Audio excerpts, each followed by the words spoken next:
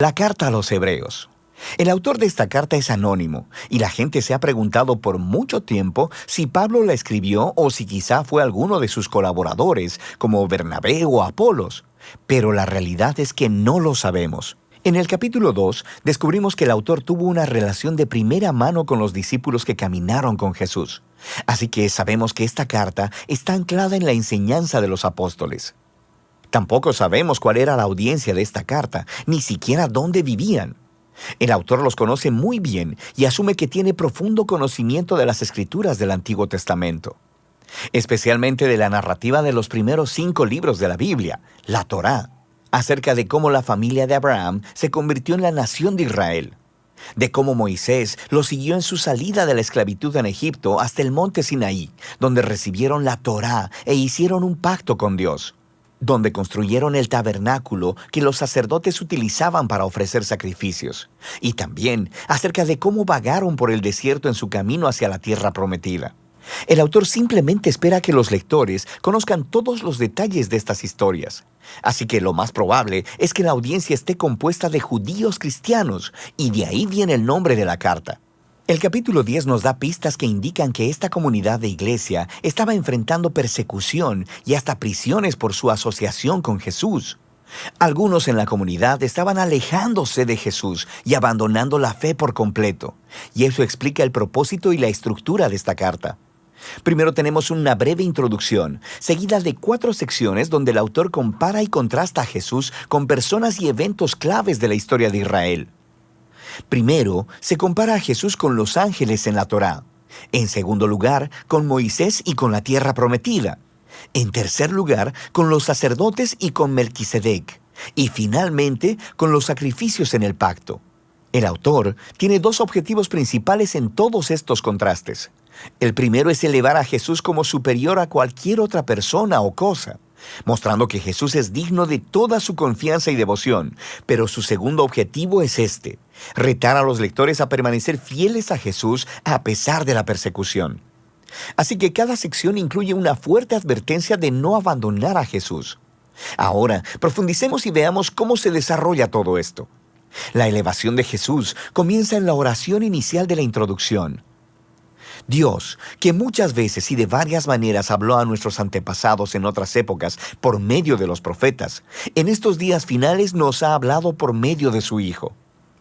De manera que el autor está diciendo que Jesús es superior a todas las otras maneras previas en las que Dios se reveló a Israel. Luego, hace la sorprendente declaración que Jesús es el resplandor de la gloria de Dios y la imagen exacta de la naturaleza de Dios. Estas metáforas hacen la identificación más cercana posible entre Jesús y Dios. Así que Jesús es a Dios lo que los rayos de luz son al sol, o Jesús es lo que la impresión en la cera es al sello de un anillo. Para este autor no hay Dios aparte de Jesús. Jesús es Dios hecho hombre como el Hijo, y esta elevada manera de ver a Jesús es la que se desarrolla a través del resto de la carta. En la primera sección, el autor compara a Jesús con los ángeles, lo que podría parecer un poco extraño. ¿Por qué ángeles? En la tradición judía se enseñaba, basado en Deuteronomio 33:2, que la Torá y las palabras de Dios fueron entregadas a Moisés en el monte Sinaí a través de ángeles. Así que al decir que Jesús es superior a los ángeles, el autor está declarando que Jesús y su mensaje de buenas nuevas son superiores a todos los mensajeros anteriores de la palabra de Dios. De manera que la primera advertencia fluye de este mismo punto. Si Israel fue llamado a prestar atención a la Torá, la cual fue entregada por ángeles, ¿cuánto más deberíamos prestar atención al mensaje que fue anunciado por el Hijo de Dios? Y no solo eso, debido a la condición de superioridad de Jesús con respecto a los ángeles, cuán asombroso es que Él entregara ese estado tan alto para convertirse en hombre, morir y sufrir. En Jesús vemos la gloria de Dios en mayor grado y su gran humildad al Jesús unirse compasivamente al trágico destino de la humanidad. En los capítulos 3 y 4, el autor continúa diciendo que Jesús es superior a Moisés, quien guió a Israel a través del desierto y quien construyó el tabernáculo. Jesús también es el líder del pueblo de Dios, pero en Él no vemos el constructor de una simple tienda de campaña, sino de toda la creación. Luego, el autor vuelve a contar la historia de cómo los israelitas se rebelaron contra Moisés en el desierto y perdieron su oportunidad de entrar al reposo que Dios les ofreció en la tierra prometida. Así que aquí viene la segunda advertencia. Si Jesús es mayor que Moisés, ¿cuán mayores serán las consecuencias si nos rebelamos contra Él? Nosotros también estamos en una clase de desierto donde tenemos que confiar en Dios para el descanso futuro en la nueva creación de Dios. Así que asegurémonos de no rebelarnos, como lo hizo Israel en el desierto, y perdamos la generosa oferta de Dios para entrar en su nueva creación.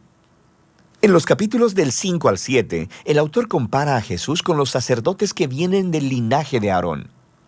Su rol era representar a Israel delante de Dios y ofrecer sacrificios que expiaran o cubrieran los pecados del pueblo. Pero él señala que los sacerdotes eran ellos mismos personas imperfectas, así que debían ofrecer sacrificios constantemente por sus propios pecados, así como por los pecados de todos los demás. Algo más era necesario, así que él declara que Jesús es ese algo más. Jesús es el sacerdote definitivo, pero Jesús no vino del linaje de Aarón. Jesús era un sacerdote según el orden de Melquisedec, ese sacerdote y rey misterioso de la antigua Jerusalén, quien aparece en las historias de la vida de Abraham. También encontramos en el Salmo 110 que el rey mesiánico del linaje de David sería un sacerdote según el orden de Melquisedec. Así que el punto del autor es que Jesús es el rey sacerdote definitivo. Él es moralmente perfecto, está eternamente disponible para su pueblo. Así que Él es superior a cualquier otro mediador entre Dios y los seres humanos. Y entonces viene la advertencia de esta sección. Rechazar a Jesús es rechazar a tu mejor y única oportunidad de estar completamente reconciliado con Dios. Así que no hagas eso. Lo que nos lleva a la última comparación en los capítulos del 8 al 10. El autor nos muestra cómo la muerte de Jesús en la cruz fue el sacrificio definitivo, superior a todos los sacrificios de animales que se ofrecían en el templo. Esos sacrificios debían ser ofrecidos constantemente, tanto cada día como anualmente en el día de la expiación. Jesús ofreció su vida una vez y para siempre, y eso fue suficiente para cubrir los pecados de todo el mundo. Así que el autor advierte a la audiencia sobre alejarse de Jesús. Es como darle la espalda a la oferta generosa del perdón de Dios. ¿Por qué harías eso? Nos dice que el sacrificio de Jesús es permanente y es el fundamento del nuevo pacto del que hablaron los profetas, donde todos los pecados son perdonados. Así que ahora que el autor ha elevado a Jesús por medio de todos estos contrastes, esta sección final es un gran reto a seguir a Jesús. Piensa en el gran panorama. En Jesús han encontrado la palabra misma de Dios. En Jesús tienen esperanza para estar en la nueva creación. Jesús es su eterno sacerdote. Él es el sacrificio perfecto. Así que ahora ellos deben seguir a todos los grandes modelos de la fe que se encuentran en la historia de las Escrituras y deben permanecer fieles a Jesús, confiando que a pesar de cualquier dificultad y persecución, Dios no abandonará a su pueblo. Ese es el flujo de pensamiento básico a través de la carta, la cual al final el autor dice que es una breve palabra de exhortación. Aquí hay algunos otros consejos para leer esta carta. Cuando el autor cite de las Escrituras del Antiguo Testamento, lo cual sucede en casi todas las oraciones, detente y busca las referencias y lee la cita en su contexto original. Y a veces te confundirás, pero en la mayoría de las veces podrás ver conexiones geniales que de otra manera nunca hubieras notado, así que vale la pena el esfuerzo. También deberías saber que estos pasajes de advertencia te pondrán incómodo, y ese es el punto. No están ahí para asustarte, están ahí para mostrarte que rechazar a Jesús es tonto, porque Él es asombroso.